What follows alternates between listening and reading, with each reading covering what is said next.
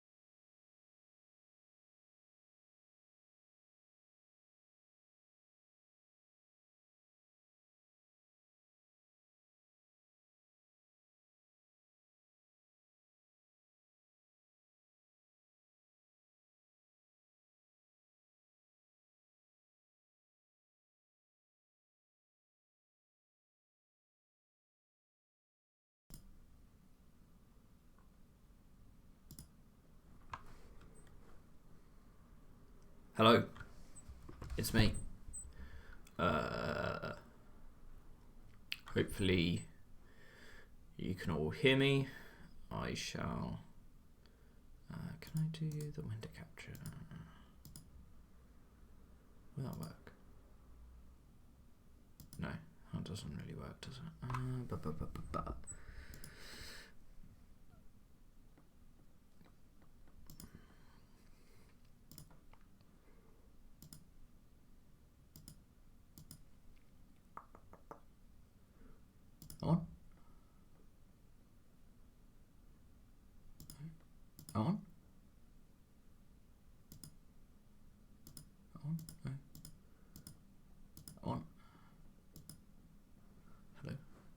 maybe that one.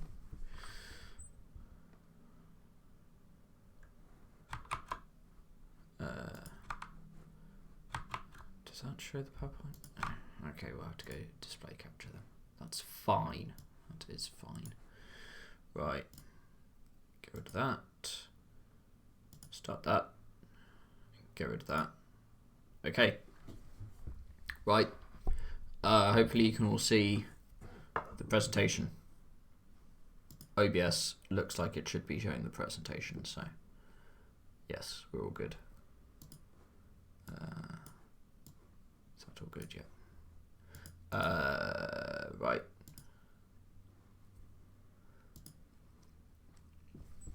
Right.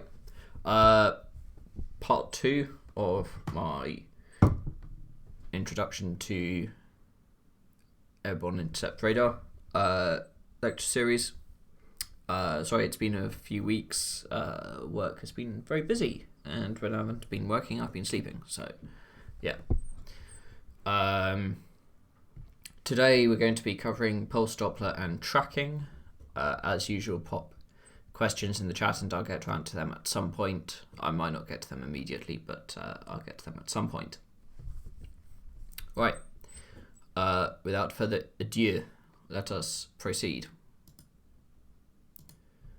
I will actually get the other screen. There we go. Cool. Right. Pulse Doppler. The basis of pulse Doppler is in mitigating some of the issues that arise from continuous wave transmission. Particularly the fact that in continuous wave transmission, we basically have to spatially separate the transmitter and receive antennas, because if we don't spatially separate them, then the continuous transmission is going to drown out anything that we receive. We overcome this with pulse Doppler by pulsing the transmission. Basically, we time share a single array. We take one array, and instead of spatially separating it, we temporally separate it. We basically time share it between transmitting for part of the time and then the rest of the time we are receiving. Generally, we don't need to modulate our pulse in order to determine things like range and that kind of thing in the way that we would with continuous wave. We do sometimes modulate the pulse for things like pulse compression and so on, but that is not a necessity in terms of detecting range and that kind of thing. Some important concepts. We got the pulse repetition interval, PRI. That's just the time between the end of one pulse and the start of the next pulse. PRF is the inverse of that. It's how many pulses we have per second. Pulse duration is how long our pulse lasts.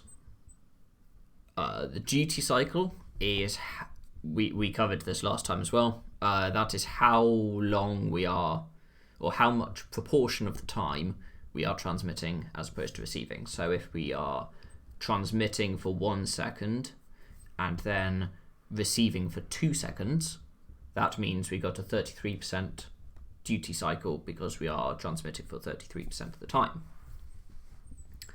And range rate is the rate at which a target is receding or approaching us. It is the rate at which, basically it's the closure rate, it's the rate at which we are reducing or indeed increasing distance to the target. And that range rate is actually what Doppler measures. Doppler shift doesn't measure the actual speed of the target. It measures how quickly it is approaching or receding from us, which unless the target is directly approaching or directly moving away from us, those two are going to be different. The speed and the range rate are going to be different. So, in order to measure the frequency that we receive, really what we measure is actually the phase shift. We covered phase last time. So basically the difference in phase between sort of what we're receiving and what we're transmitting, pretty much. In order to do this, we need to know the phase which we're transmitting, which means we need some form of constant phase relationship between the pulses, which means we need what's called coherent emission. Coherent meaning that there is a fixed phase relationship from pulse to pulse. For example, they always start at a minimum, or they always start at a peak, or they always start at a 0 point, that kind of thing. In practice, the way we do this is by having what's called a master oscillator, which is a single oscillator in the middle of the radar system, basically, that generates a continuous wave.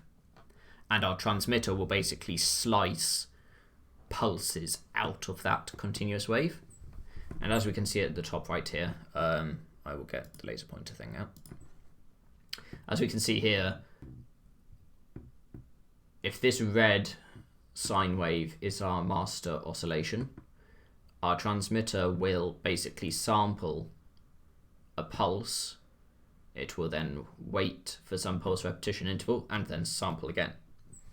And because we are sampling from a continuous single frequency wave, we always sort of start at the same point in the wave, as long as the PRI is constant.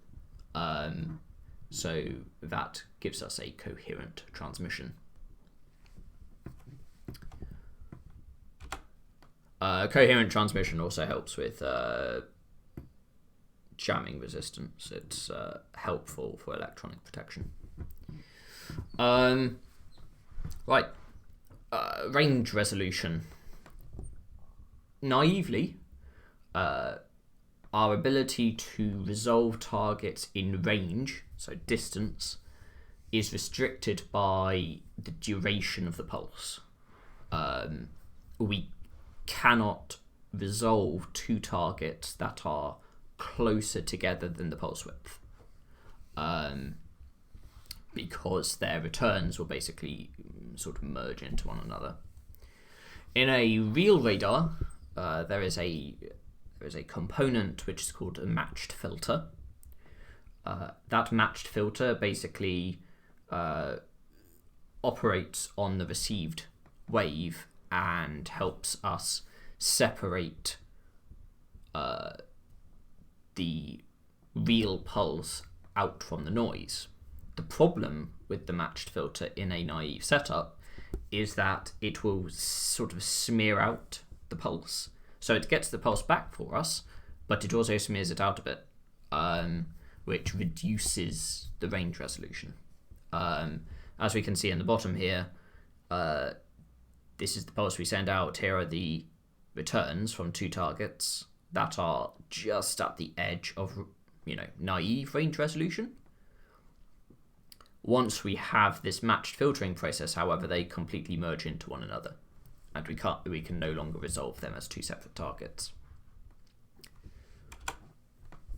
So enter pulse compression. What we do is, naively what we'd do is we'd reduce the pulse duration so that we sort of inherently have a higher range resolution, and that compensates for the fact that our resolution decreases via the matched filter. Problem is that reduces the amount of power that we're putting down range, which compromises our ability to detect targets at range.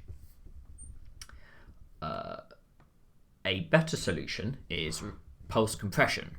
If we chirp the pulse, remember from our frequency modulated continuous wave last time, we chirped the continuous wave. We took the frequency of the wave and we increased it in a linear fashion and then reset it, increased it, reset it, increased it, reset it, and so on. By doing this with our pulses, as you can see here, this is a linear chirp. It just so happens that the matched filtering process, when encountering this chirped pulse actually narrows down the pulse, and it ends up with this sort of sin x on x sort of shape. So it narrows the pulse down and actually kind of improves our range resolution. So that's what we do in a real radar. It allows us to keep the pulse duration the same whilst improving our range resolution, which is always useful. Pulse Doppler radar introduces these problems of ambiguities. The first one we're going to tackle is range ambiguity. The issue is, if we receive a pulse reflected from a target, how do we know that it is a return from the previous pulse versus the last but one pulse? So sort of 2 pulses back. Or even 3 pulses back, 4 pulses back, and so on. For the purposes of this lecture, we don't. What we do is we calculate what's called the maximum unambiguous range. This is basically the range in which we have a sort of an unambiguous range calculation. It's basically the distance, it's equal to the distance travelled by a pulse in between it being transmitted and the next pulse being transmitted. So if you think about it, if we transmit a pulse, until the next pulse is transmitted, we know that any return we get must be from the last pulse we transmitted, because we haven't transmitted any other pulses.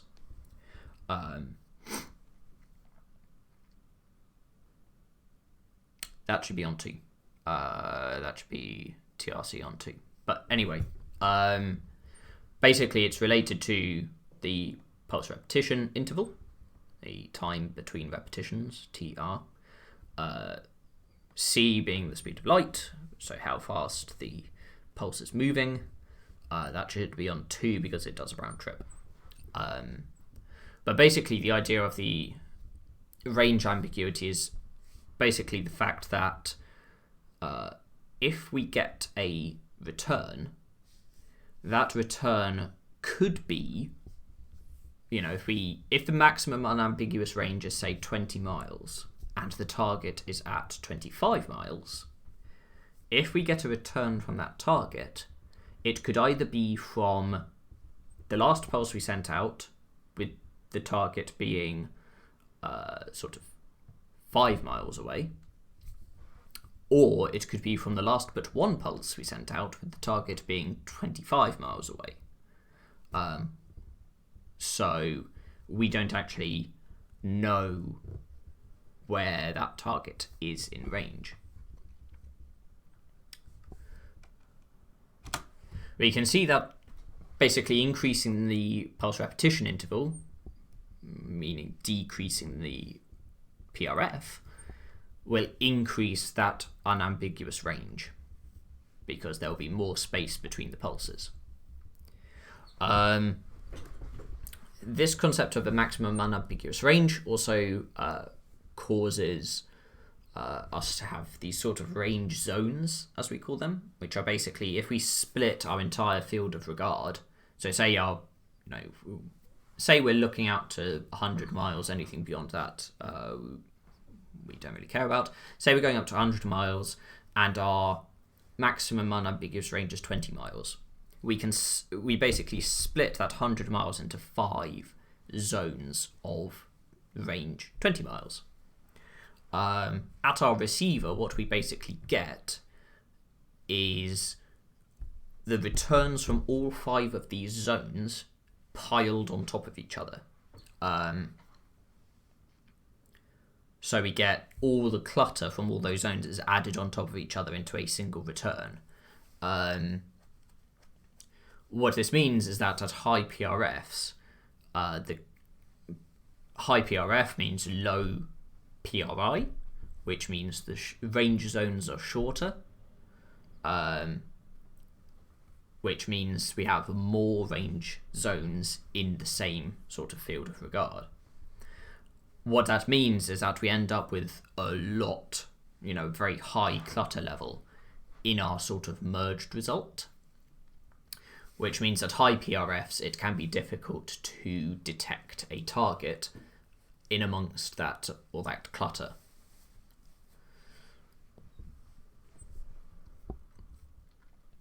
Right, I shall check chat quickly.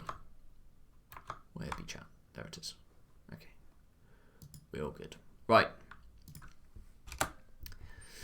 We also have ambiguities in Doppler.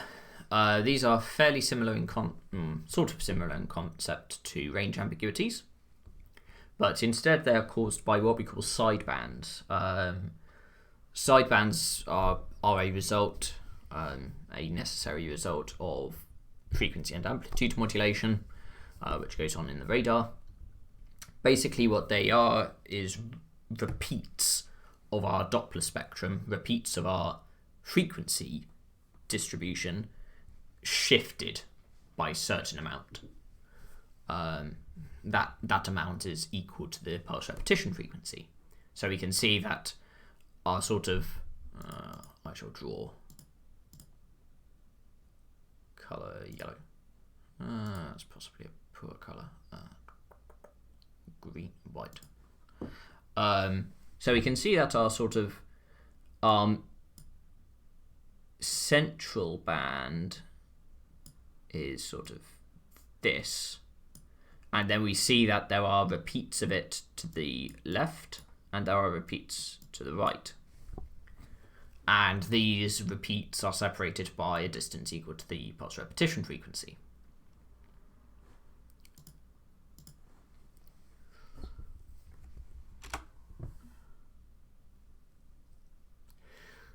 So if the sidebands, if those repeats are too close together, then we get some issues. If we're looking at a particular sort of target return, we're like, that's a target there. You see a little bump and we think it's a target. We won't actually know whether it's from a sideband or whether it's from the central band, which is important because we need to know where it's from in order to calculate the Doppler shift. Also, if the sidebands are too close together, then our main lobe clutter peaks, the peaks that we get from clutter in the main lobe, will get too close together, and there's less space in between them for us to detect targets, because we don't really detect targets in the main lobe clutter, even aside from the fact that we put a notch filter over them.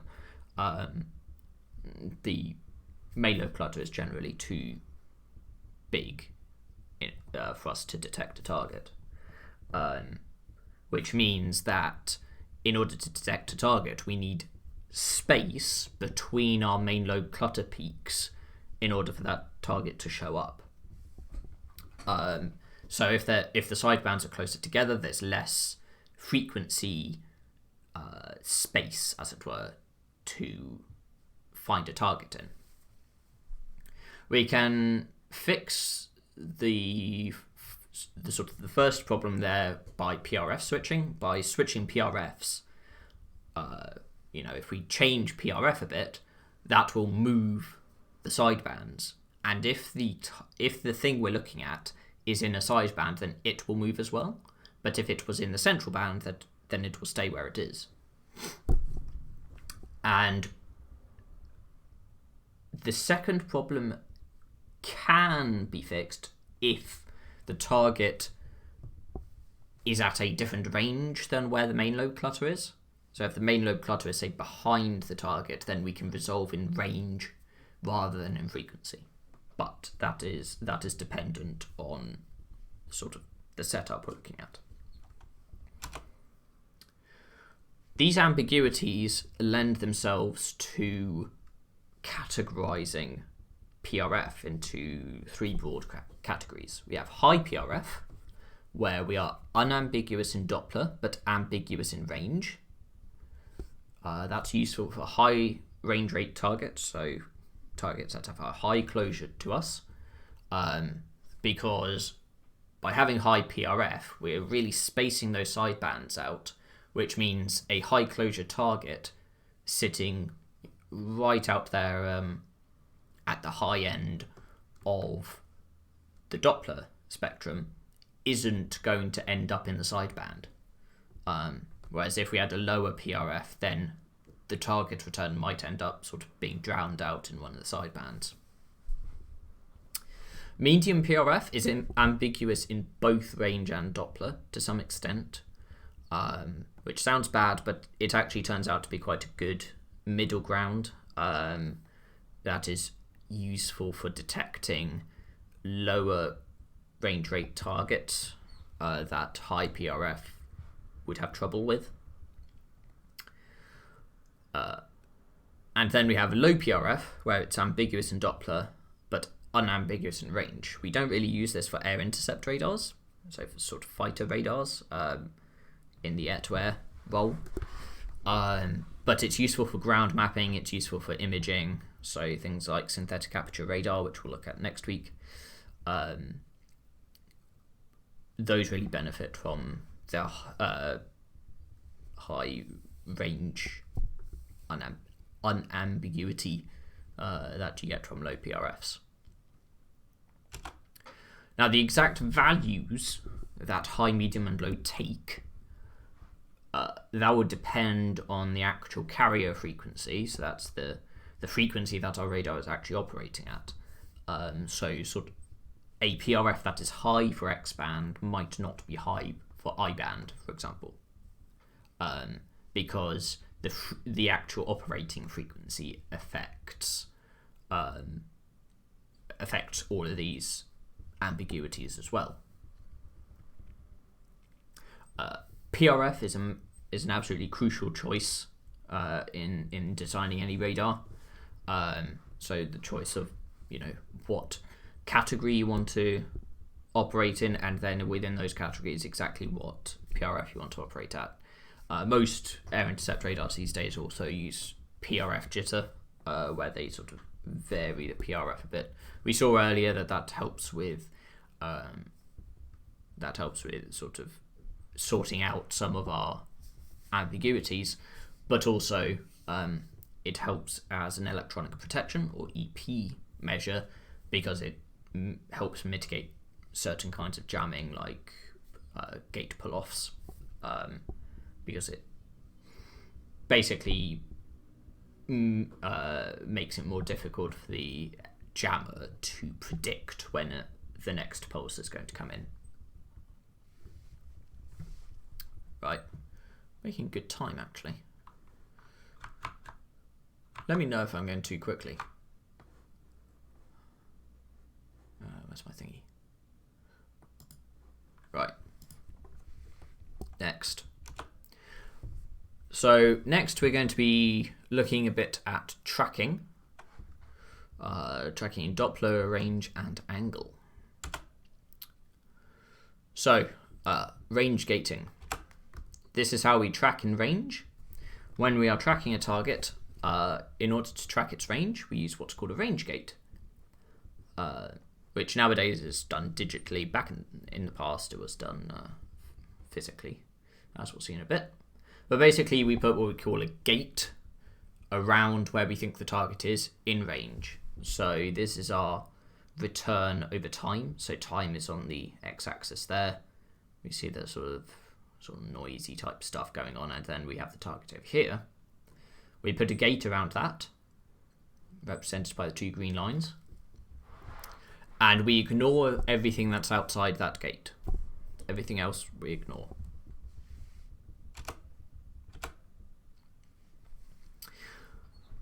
And what we also have is this concept of what's called an early gate and a late gate. This structure allows us to correct the gate if it's in the wrong place. So what we see here, the green lines, the gate isn't quite centered on the target. What we want to do is we want to make it so that there is equal response in both the early gate and the late gate. If that is the case, then we know that the gate is centered on the target. What we can see here is that there is much more stuff in the late gate than there is in the early gate. The early gate just has this little bit, this little chunk here, whereas the late gate has all this going on. What this tells us is that we need to move the range gate to the right.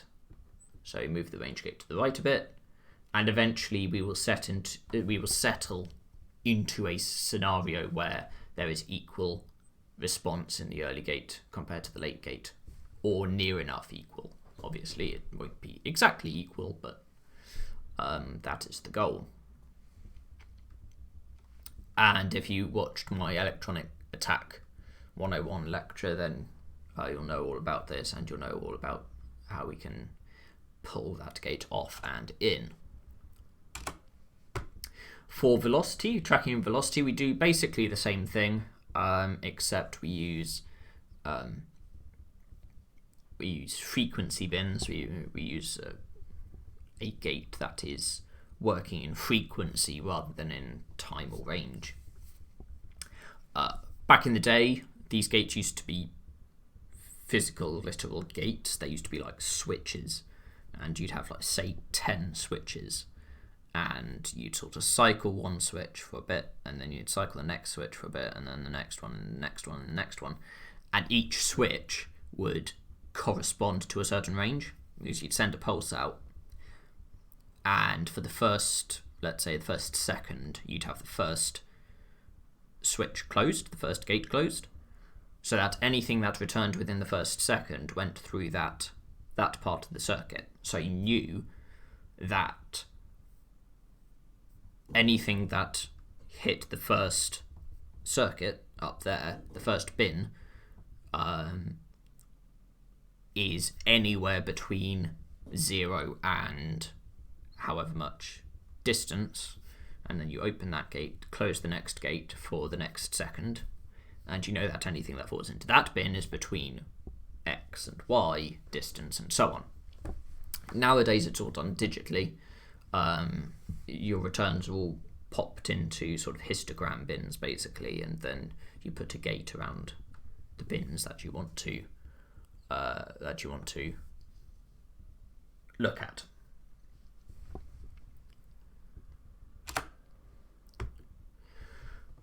Angle tracking is a bit more complex. We'll start with the older style of track, which is called sequential tracking.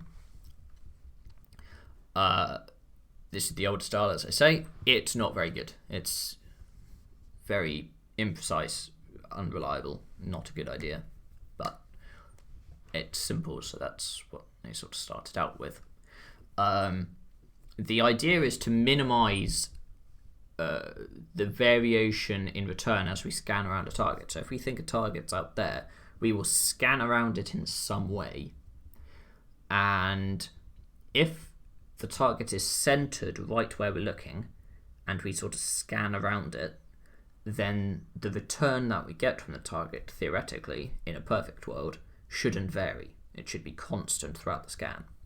As our scan sort of moves off, so that the center of our scan pattern is no longer where the target is, then we will get a sort of increase in return as the scan approaches the target, and then a decrease as it moves further away from the target, and we'll sort of see a variation in the return.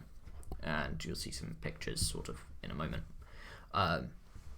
There's a couple of scan patterns that we're going to look at. One is a conical scan, which is a continuous scan around the target, and then there's sequential lobing, which is a discrete scan at 4, 8, 6, whatever, however many points around the target.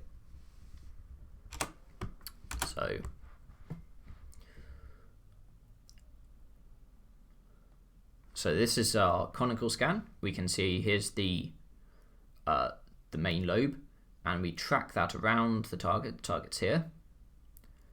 And in this scenario, we can see that the response we'll get from the target will be constant throughout this scan pattern. So we know that the target is in the center of our scan pattern, it is where we think it is. But let's say we put the target over here instead, over at the yellow cross. If the target's at the yellow cross instead, then we can see that while the scan is out here, so if our main lobe's out here, we're going to get a really small response. And then that response will slowly, steadily increase, and then will start quickly increasing up to a maximum here. So it'll be increasing, increasing, increasing maximum, and then it will start decreasing again as we scan away. So we will end up with potentially a sort of sine wave sort of response, which will tell us that the target is away from the center of our scan.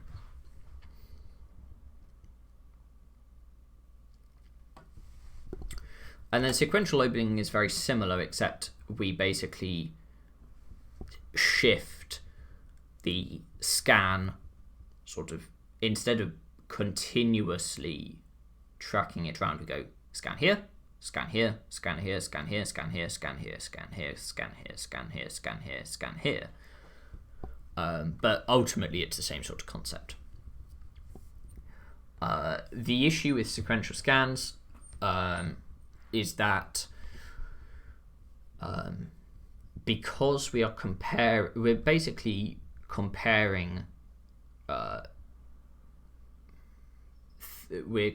responses that are separated in time, which means that things like glint, where we'll get a sudden peak in response just because of physics being physics, or minor changes in aspect to the target and that kind of thing, will dramatically affect the response that we get, which will dramatically change where we think the target is, even if the target hasn't really moved much.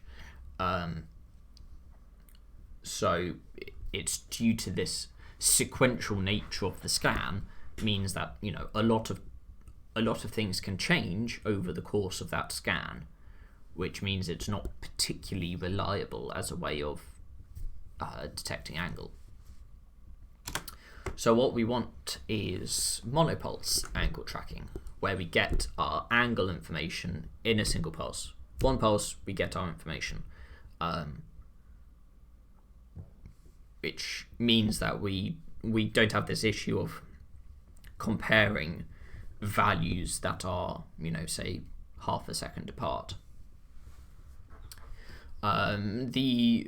The core of monopulse tracking is that if the target is somewhere off bore sight, so if it's at an angle away from where our radar is pointing, then there will be a difference in the path length from the target to one side of the array versus the path length from the target to the other side of the array.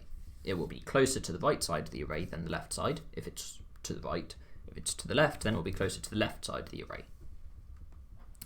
And this path length difference can result in a phase difference between the two sides of the array, and or an amplitude difference. And then we measure that difference and use that to work out the where the target is.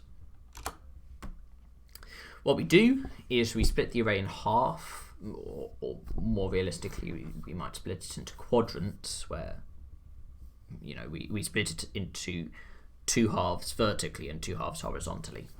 So that's quadrants, but we're going to ignore elevation for now, and we're going to assume we're working just in azimuth, so we'll split it in half.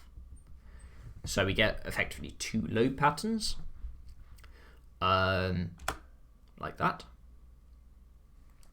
And what we do is we take what's called a sum signal and a difference signal. So basically the sum of the patterns and the difference between the patterns. We use a value called the discriminator, which is the difference divided by the sum for angle track, and then for tracking things like velocity, range, and so on, we just use the sum signal. The sum signal looks like a normal radar response as we'd normally expect, whereas the different signal looks a bit wacky.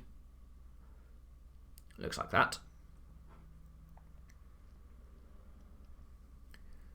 And we can see that so basically down the center here, theta is the angle of the target off boresight. So if the target is straight in front of our radar, then it's 0 theta.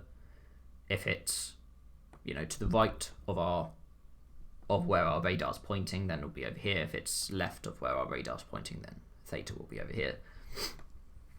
And we can see basically that we sort of get this, if the target is off to the right, then we get a positive delta, which would tell our radar to move in the positive rightwards direction. And then, it's negative if the target's off to the left, which tells our radar to move in the sort of negative, which is the left direction. And then the discriminator is similar in terms of where it tells us to go.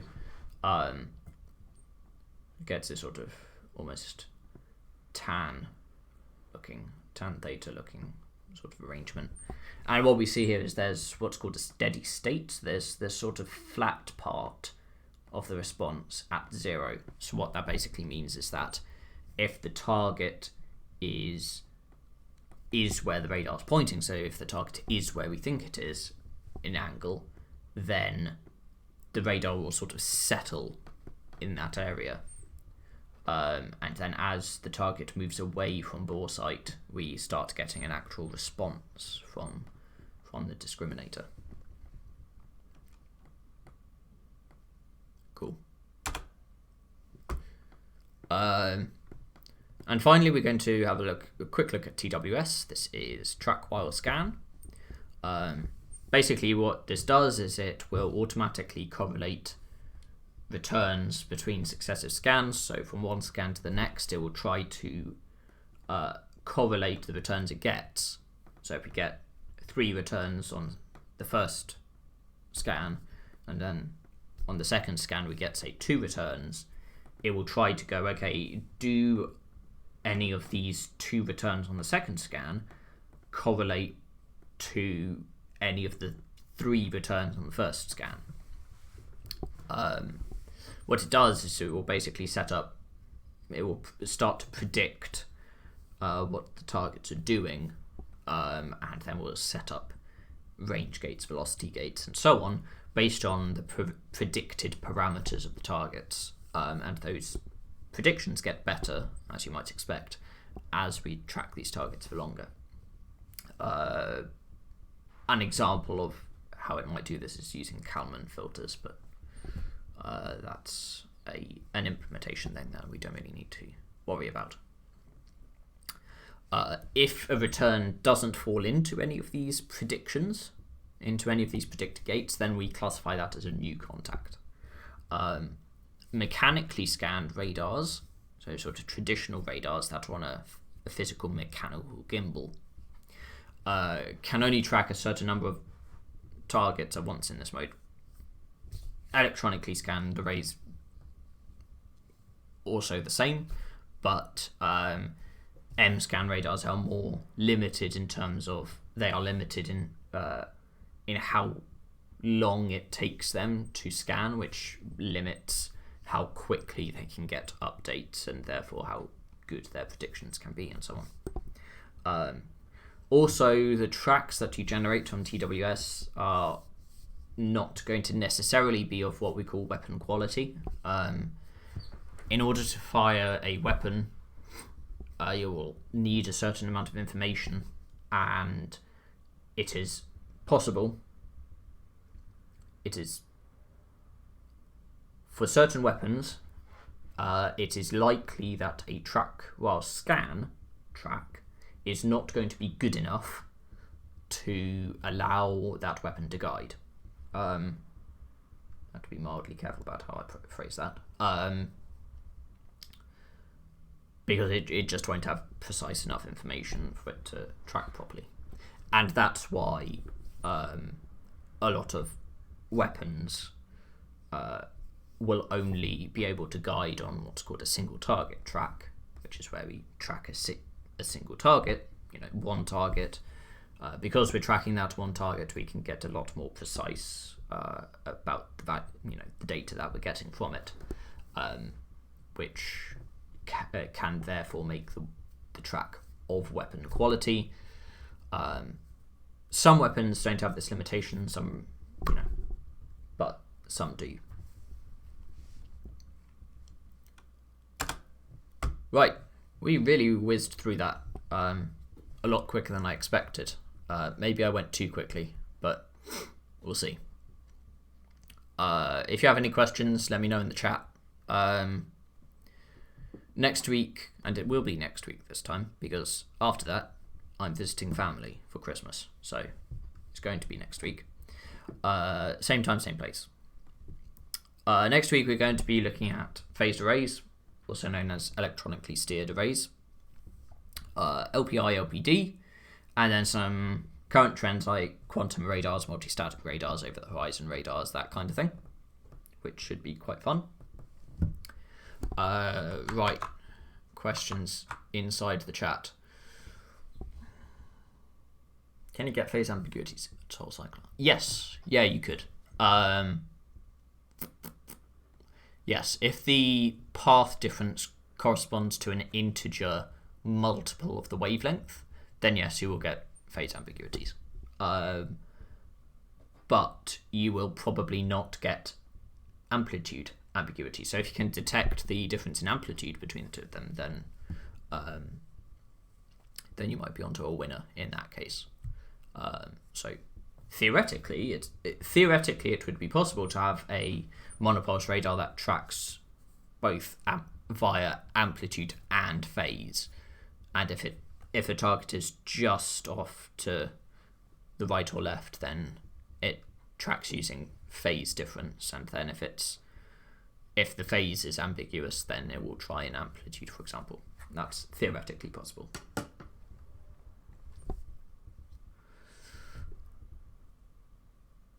Right. If there are any more questions, then Doppler ambiguity. Okay, yep. We can go over Doppler ambiguity again. I shall need to sashay back. Can I scroll up? No, I can't.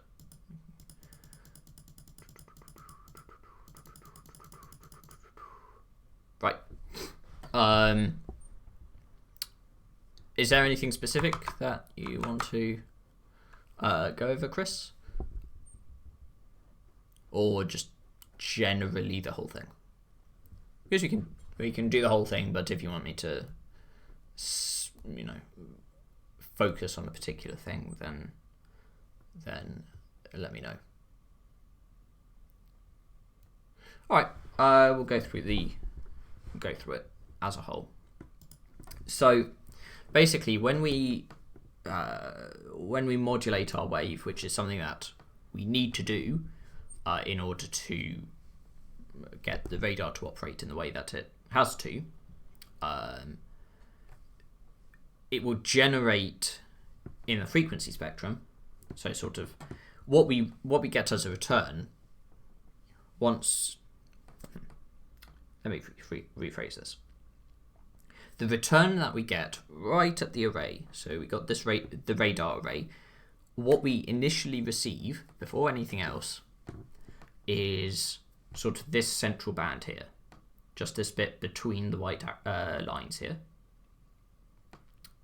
But as we do various modulations inside the radar, which basically starts right after we receive it, we generate these sort of side bands that go above and below the sort of true return, if you will. And these are like shadows and sort of repetitions of the true frequency distribution, except these shadows are sort of shifted up and down from where our real return is. And what we can see in this scenario is that these returns are quite well separated. So let's but if they were too close together, then we might have them sort of merging into one another, which is not good. And that's where we get the issue where, if the main lobe clutter peaks are too close together, then we won't be able to detect a target in between them. But one of the key ambiguities comes from the fact that let's draw. I shall draw. Let me draw. Get a pen out. What colour is this pen? Cool. So let's say, let's say our target's here. Let's say our target return is there. If our radar, actually that's probably not good. To our radar, that's probably not going to show up particularly well, but regardless. If our radar does pick that up, let's assume it does. It goes, okay, we've got a target return here. Wow, that arrow isn't very good. There we go. We got a target return here. We don't know whether that is the true return and it's sort of on the low end, so we can, we don't know whether it comes from this proper central band and it's sort of below at low Doppler response versus it being part of this sideband. So it could either be at the high end of this sideband or at the very low end of the main band is basically the issue. And if our PRF is too low, we've got a really low PRF, then all of these sidebands sort of start to merge together because the distance between them is related to the PRF. If the PRF is lower, then they sort of merge into one another and it becomes a lot less easy to separate out whether or not our target is in a sideband or whether it's in the main band. I wonder if it would be easier to sort of draw a diagram illustrating a sort of higher PRF sort of scenario. I'm going to draw all over my slide here. So let's draw a scenario where we've just got some main lobe clutter and we're looking at just the central band and the next sideband. So that's our main lobe clutter. And this is a really big PRF. Right.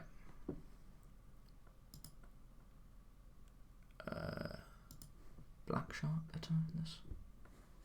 Where'd it go? Where'd my mouse go? There we go. So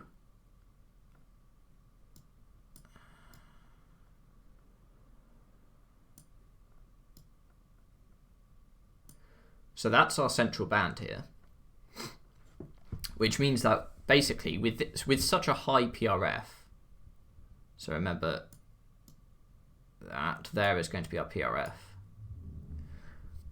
With a really high PRF, there's a lot of space here in which our target can pop up.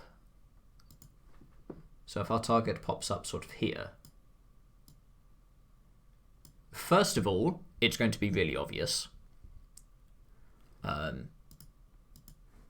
First of all, it's going to be oh my god, there we go. It's going to be really obvious. It's going to really stand out. Whereas you can imagine if this peak was much closer, then the target would start to get washed out. And also, it fits a lot more clearly into the central band. So we know, yeah, that is the actual return. Rather than this scenario where, it's kind of on the borderline here, and it might be the central band, but a little low, or it might be the sideband, but kind of high. So that's sort of where the ambiguities come from. And one of the ways that we can overcome some of those ambiguities if we don't want to have too high of a PRF, is we can sort of shift our PRF around a bit, and if that is in the central band as it is, then if we shift PRFs, if we change PRF a bit, increase it a bit, decrease it a bit, that will stay where it is. Whereas if it's here in a sideband, remember that the sidebands move as the PRF shifts. So, if we increase the PRF, then the sidebands move out. If the PRF decreases, then the sidebands move in. Then we will see that return move if it's in a sideband. If it's in the central band, it won't move. If it's in a sideband, it does move. The reason why we care whether or not it's in a sideband is because if it's in a sideband, then we need to compensate for that when we're calculating the Doppler. So let's get pen out again.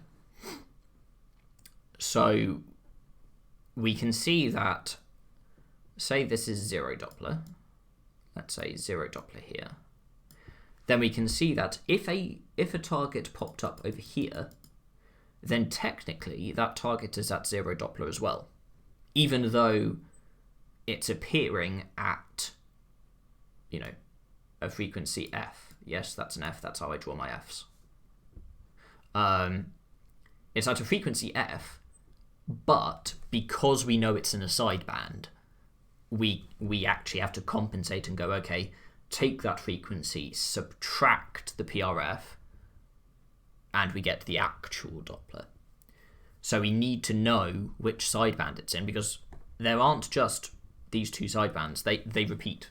They repeat out, way off out into the distance to the positive and negative. We need to know which sideband it's in order to properly compensate for the fact that it's in a sideband. And for this return here, we go, okay, it's in a sideband, which means actually we need to shift that by 1 PRF, which puts it out here. Whereas if we thought that return was from the main band, if we thought that was a main band return, then we'd go, okay, that's a negative Doppler. So you can see the problem here. You can see that if that's main band, then it's a negative Doppler shift. But if it's in that sideband, then it's a positive Doppler shift. It's over on the right here. So it is very important for us to know whether it's in a sideband or not. And I think that's... Did that help? Did that help?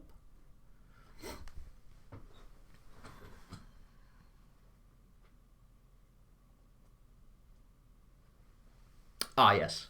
Side lobes and sidebands are not the same. Side lobes are sort of spatial things, whereas sidebands are kind of frequency things. Right. Cool. If there are no other questions, feel free to hit me up in Discord.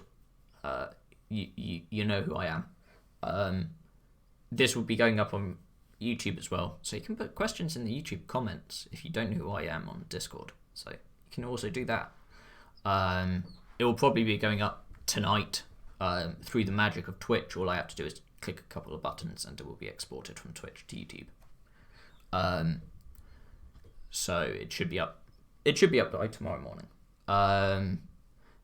As I say, next week we're going to look at some quite interesting things. We're going to look in depth at electronically steered arrays, which is going to be fun.